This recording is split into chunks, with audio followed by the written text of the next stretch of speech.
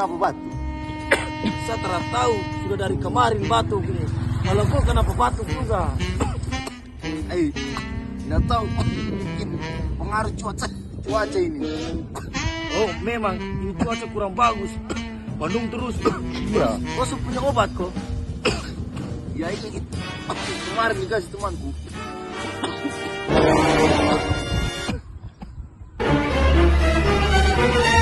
Sapun juga ada. Ini obat saya. Sapunya ini lebih manjur lagi obat ini. Tapi saya heran masih batuk-batuk.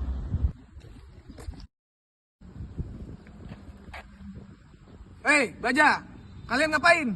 Siap, Komandan. Ya, kalian berdua sini. Jadi kalian berdua ngapain di situ? Siap, saya samarkan saya ada keluhan batuk berdahak, Komandan. Kamu batuk bedak sejak kapan? Siap, kalau saya dari kemarin, Komandan. Kamu? Siap, dari kemarin dulu, Komandan. Terus, kamu sudah minum obat? Siap, sudah, Komandan. Ini obatnya, Komandan. Kata rekan saya, ini obat manjur, Komandan.